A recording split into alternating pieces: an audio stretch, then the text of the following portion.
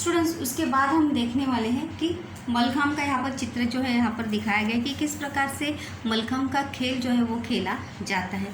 इसके बाद हम दूसरा एक प्रश्न देखेंगे, क्या आप जानते हैं के बारे में कि श्रीमती मनीषा बाटे द्वारा किए गए शोध कार्य के अनुसार दंगल यानी कुश्ती जिसे कहते हैं के लिए पूरक मलखंब का खेल और उसकी पकड़े दावपेच इसकी उत्पत्ति यानी इसकी शुरुआत जो है पेशवाई के उत्तरार्ध में मल्ल विद्या गुरु, ये देखिए असत्य जोड़ी के लिए भी वहाँ पर पूछा जा सकता है कि मल्ल विद्या गुरु किसे कहते, मल्ल विद्या गुरु कौन थे, कि मल्ल विद्या गुरु बालम भट्ट देवधर द्वारा हुई है। श्रीमती बाटे ने यह भी स्पष्ट किया है कि बालम भट्ट मल्ल विद्या गुरु थे जिन्होंने यह व्यायाम प्रकार पेड़ों पर कूदने, लांघने और फांदने वाले बंदरों को देखकर सूझा या इसकी कल्पना, इसकी सोच जो है दिमाग में किसको देखकर आई है, बंदरों की जो पेड़ों पर जो उछल कूद होती है उसी को देखकर ये खेल की कल्पना जो है वहाँ पर दिमाग में आई है। उसके बाद हम देखने वाले हैं साहसिक खेल। मैदानी खेल में भी दूसरा एक प्रकार होता है, वो है साहसिक, जिसमें देखो स्केटिंग, यहाँ पर स्केटिंग का उदाहरण यहाँ पर दिया है कि साहसिक खेल स्केटिंग, स्कीइंग, फिसलने की दौड़, आइस कॉफ़ी, ये लोकप्रिय खेल जो है साहसिक खेलों में सबसे लोकप्रिय वहाँ पर माने जाते हैं। और साथ ही साथ साहसिक और रोमांचक खेलों में पर्वतारोहण, राइडिंग जो होती है, हॉर्स राइडिंग, उसके बाद ग्लाइडिंग, मोटरसाइकिल, मोटर कार की रेसिंग, मोटर कार की दौड़ का भी समावेश जो है वो साहसिक खेलों में वहाँ पर किया जाता है।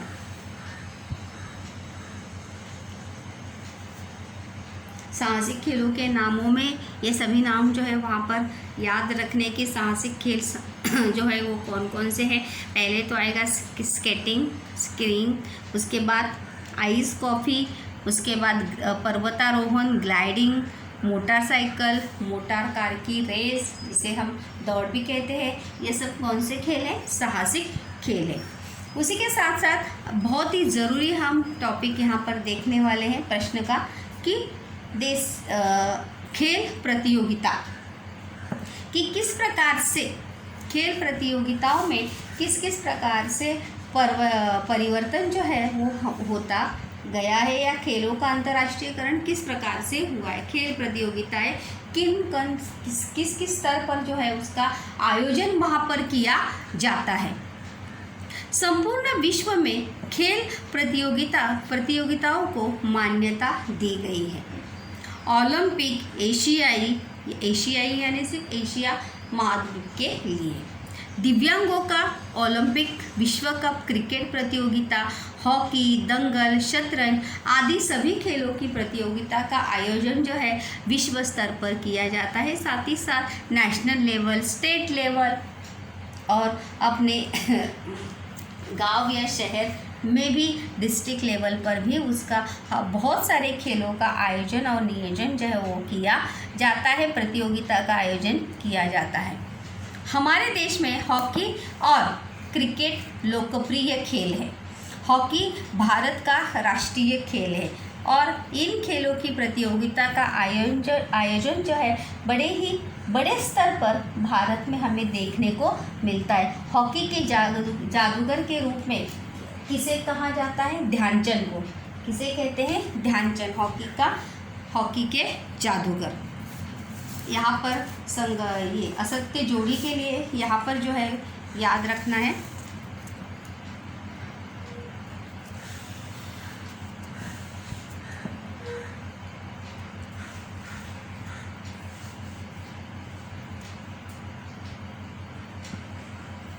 उसके बाद जैसे अभी मैंने बताया कि स्थानीय, नगरीय और खेल प्रतियोगिता का आयोजन जो है किन किन स्तरों पर किया जाता है। तो स्थानीय, नगरीय, तहसील, जिला, राज्य, राष्ट्रीय और फिर अंतर्राष्ट्रीय स्तर पर जो अभी मैंने कहा उन्हीं इन विविध स्तरों पर जो है खेल प्रतियोगिता का आयोजन किया जाता है। और बहुत सारे खिलाड़ी जो है इन प्रतियोगिताओं में सम्मिलित होकर अपने अपने खेल की प्रतिभा दिखाते हैं। राष्ट्रीय अंतर्राष्ट्रीय प्रतियोगिताओं में सर्वश्रेष्ठ प्रदर्शन करने वाला खिलाड़ी उसी क्षेत्र में अब उत्तम भविष्य या करियर जो है बना सकता है। अगर वो स्टेट लेवल और स्टेट लेवल के साथ साथ नेशनल लेवल तक अगर वो खेला है तो वही खिलाड़ी आगे जाकर उसी क्षेत्र में जो है वो अपना करियर बना सकता है। जैसे हम देख रहे हैं कि हर चैप्टर से संबंधित व्यावसायिक क्षेत्र जो है हम अंतिम में देखते हैं। तो खेल से जुड़े व्यावसायिक क्षेत्र भी हमें बहुत सारे देखने को मिलते हैं। वो आगे का जब टॉपिक आएगा व्यावसायिक क्षेत्र का तब हम उसमें देखने ही वाले हैं कि खेल से जुड़े कौन कौन सी व्यावसायिक क्षेत्र जो है या कौन कौन से करियर के माध्यम या कौन कौन से करियर ऑप्शन जो है खिलाड़ियों के सामने या उस क्षेत्र में कार्यरत होने वाले खिलाड़ी के सामने हो सकते हैं। यहाँ पर देखिए मेजर ध्यानचंद के बारे में ही दिया है कि क्यों उन्हें हॉकी का, क्या आप जानते हैं कि मेजर ध्यानचंद भारतीय हॉकी के, कभी कभी देखो यहाँ पर क्या आप जानते हैं कि जो पैसेज या जो जानकारी है, कभी कभी जो आपका 4 नंबर का जो पैसेज होता है क्वेश्चन ढूंढ कर लिखने वाला, तो उसमें भी ये पैसेज के तौर पर ये जानकारी जो है वहाँ पर आ सकती है कि इसमें देखो यहाँ पर दिया है कि मेजर ध्यानचंद जो है वो भारतीय हॉकी के खिलाड़ी और टीम के क्या थे, कप्तान थे हॉकी के, और उनके नेतृत्व में 1936 ईस्वी सन में भारतीय हॉकी टीम में बर्लिन ओलंपिक में स्वर्ण पदक जीता था। ये प्रश्न के रूप में भी याद रखिए और पैसेज के रूप में भी कि मेजर ध्यानचंद को हॉकी का जादूगर जो है वो क्यों कहा जाता है। कारण लिखो का जो प्रश्न है उसके लिए कि क्यों कहा जाता है, कि उन्होंने 1936 के उनके नेतृत्व में जब वो कप्तान थे, कैप्टन थे, तब उन्होंने ओलंपिक में बर्लिन में जो ओलंपिक कंपटीशन हुआ था उसमें स्वर्ण पदक जीता था। और साथ ही साथ इसके पहले उन्होंने भारतीय हॉकी टीम ने 1928, 27, 36, 32 में भी उन्होंने स्वर्ण पदक जीते थे। इन मैचों में ध्यानचंद भारतीय टीम के खिलाड़ी के रूप में खेले थे, लेकिन 1936 में जो उन्होंने जब वो खेले थे तो एज अ कैप्टन भारतीय टीम के कर्णधार के रूप में वहाँ पर वो खेले थे। 29 अगस्त उनका जन्मदिन है और इन्हीं उनके बर्थडे को या उनका जो जन्मदिन है उस जन्मदिन को क्या मनाया, जन्मदिन के उपलक्ष्य में क्या मनाया जाता है, राष्ट्रीय खेल दिवस के रूप में उस उनके जन्मदिन को मनाया जाता है। याद रखिए 29 अगस्त। कभी कभी इसमें भी आ सकता है रिक्त स्थान के लिए कि 29 अगस्त ये दिन जो है किस रूप में मनाया जाता है। तो किस रूप में मनाया जाता है, राष्ट्रीय खेल दिवस के रूप में 29 अगस्त जो है ये मनाया जाता है। उस दिन किसका जन्मदिन होता है, मेजर ध्यानचंद, जिन्हें हम हॉकी का जादूगर कहते हैं उनका। उन्होंने हॉकी में जिस बढ़िया खेल का प्रदर्शन किया है और इसी के कारण उन्हें 1956 में पद्म भूषण इस पदवी देकर क्या किया है, भारत सम्मानित किया गया है। और इसीलिए मेजर ध्यानचंद को क्या कहा जाता है, हॉकी का जादूगर जो है वो कहा जाता है। उन्होंने कम से कम अंतर्राष्ट्रीय स्पर्धाओं में कुल मिलाकर 400 से भी अधिक गोल उन्होंने किए हैं और उनका उल्लेखनीय खेल में या अपने क्षेत्र में उन्होंने जो उल्लेखनीय कार्य अपना दिखाया है, अपना भूमिका जो निभाई है, इसी के चलते भारत सरकार ने उन्हें 1956 में कौन सा किताब से सम्मानित किया है, पद्म भूषण इस किताब से सम्मानित किया है। इसके बाद हम एक टॉपिक देखने वाले हैं, वो है खेलों का अंतर्राष्ट्रीयकरण।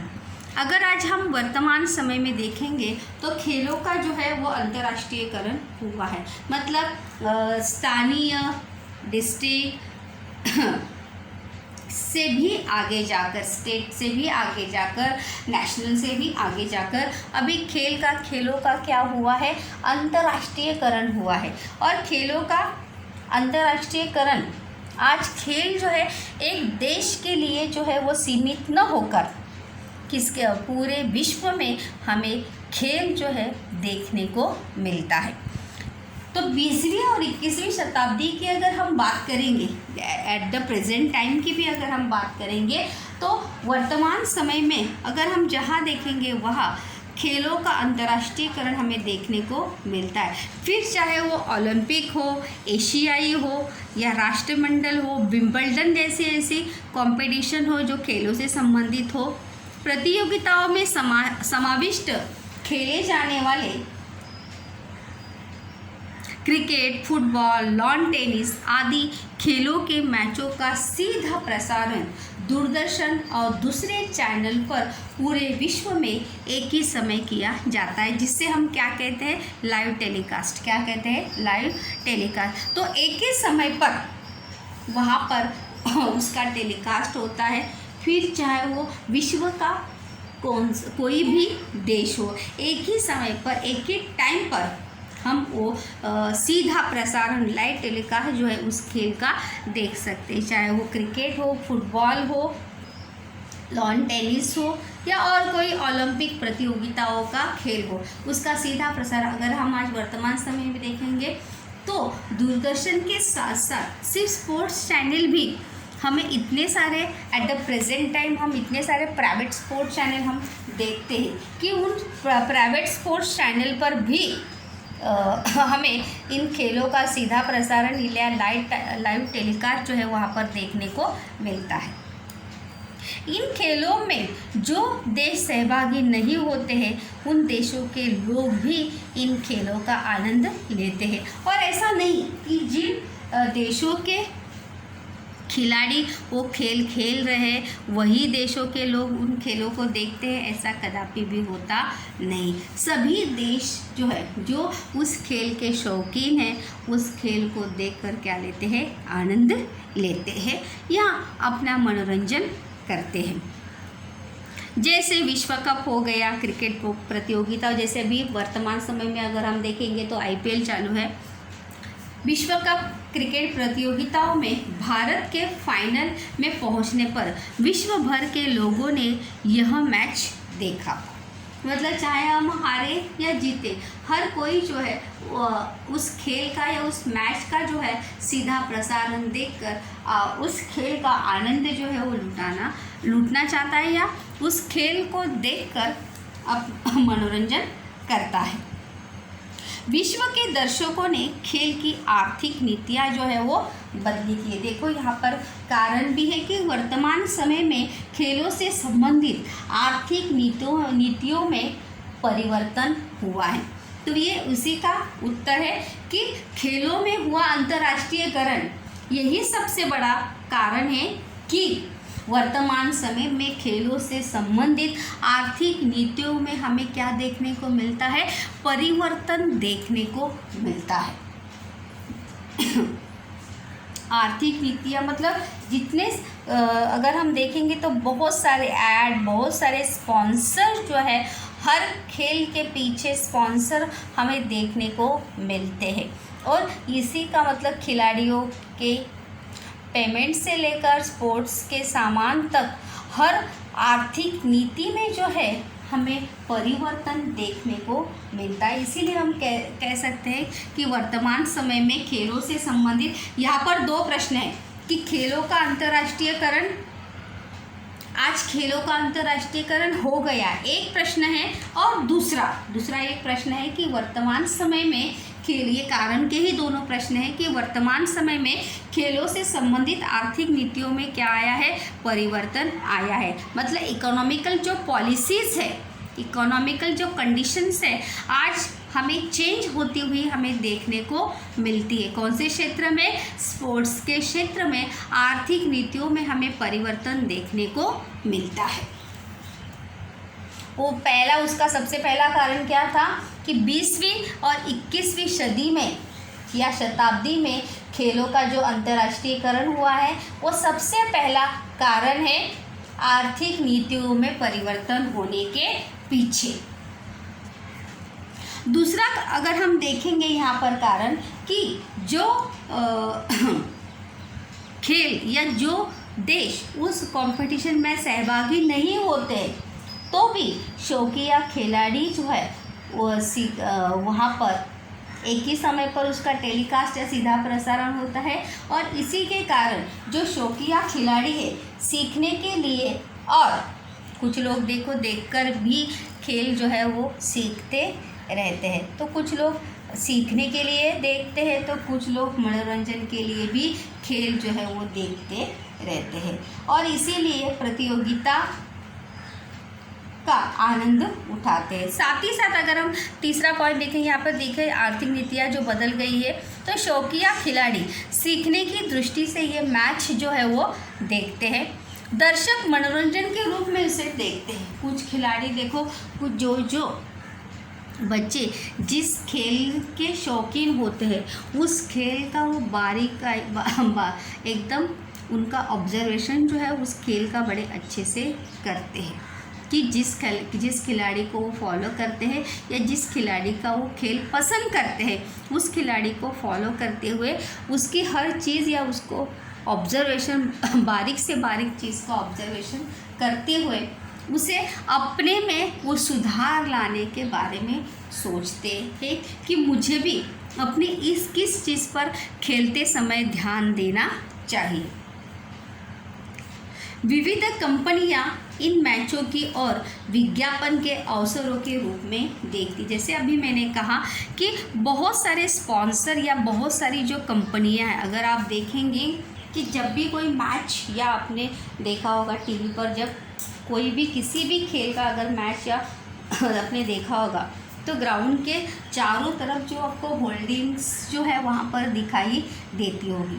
तो किसी अलग अलग कंपनियों की होल्डिंग्स या बोर्ड्स, आपको साइन बोर्ड जो है वहाँ पर देखने को मिलते हैं। वो किसके लिए वहाँ पर लगाए जाते हैं? फॉर एडवर्टाइज, विज्ञापन के लिए वहाँ पे साइन बोर्ड या होल्डिंग जो है वहाँ पर लगाई जाती। फिर चाहे वो कैडबरीज की हो, कोल्ड ड्रिंक्स की हो, बैंक्स की हो, बहुत सारी ऐसे कंपनियां जो है उस मैचों की तरफ अपने बिजनेस के रूप में उस खेल की तरफ देखती है कि अगर यहाँ पर खेल का आयोजन, क्योंकि जब एक कोई मैच देखता है तो जब एक कोई मैच चालू रहता है तो उसे देखने वाले लाखों करोड़ों लोग एक टाइम पर देखते हैं।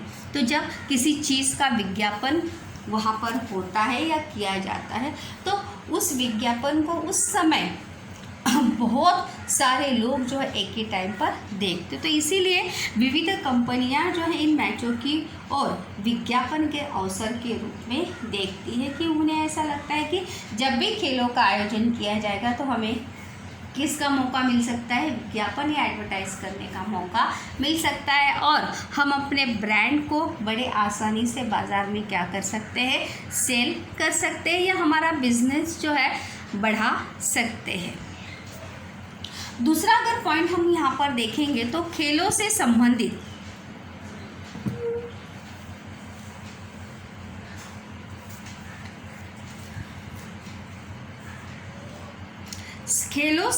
खेल से संन्यास प्राप्त मतलब जो रिटायर्ड होते हैं, खेल अभी खेलते नहीं है वर्तमान समय में, वो हमें क्या करते? खिलाड़ी दर्शकों को मैच की जानकारी देकर समझाने के लिए आते हैं, जैसे हम कमेंट्री कहते हैं जिसे। ऐसे बहुत सारे खिलाड़ी जो है वहाँ पर कमेंट्री, खेलों की जो कमेंट्री जो है वहाँ पर करते हैं, रेफरी के रूप में, कमेंट्री के रूप में, प्रशिक्षक के रूप में। संन्यास प्राप्त खिलाड़ी, संन्यास प्राप्त मतलब जो ऐसे खिलाड़ी जो उस खेल से अभी क्या लिया है, उन्होंने संन्यास लिया है क्या वर्तमान समय में अभी वो खिलाड़ी जो है खेल अभी खेलते नहीं। तो ऐसे खिलाड़ी जो है मतलब कमेंट्री कर वहाँ पर उस खेल की जानकारी जो है देख रहे दर्शकों को देते हैं। तो इसीलिए वर्तमान समय में वहाँ पर समालोचन जिसे कहते हैं, हिंदी में कौन सा शब्द है वहाँ पर? समालोचन। जो कमेंट्री करते हैं उसे समालोचक कहते हैं। क्या कहते हैं? समालोचक। तो समालोचक की भी जॉब जो कमेंट्री करते हैं उसकी भी जॉब हमें खेल से जुड़े व्यवसाय क्षेत्र में वहाँ पर हमें देखने को मिलती है। और इसीलिए वर्तमान समय में खेलों से संबंधित आर्थिक नीति में हमें क्या अर्थनीति जो है बदलती हुई हमें देखने को मिलती है कि वहाँ पर बहुत सारा पैसा जो है बहुत सारी कंपनियों का वहाँ पर लगा रहता है, या बहुत सारी कंपनियां जो है उस खेल में या अपना पैसा या अपना बिजनेस जो है बढ़ाने के लिए वहाँ पर अपना विज्ञापन देती रहती है। इसलिए यहाँ पर हमें एक ही टॉपिक में 2 प्रश्न हमने देखे हैं। एक था कि आज खेलों का अंतर्राष्ट्रीयकरण क्यों हुआ है, और दूसरा था कि वर्तमान समय में खेलों में अर्थनीति जो है बदली हुई क्यों दिखाई देती है।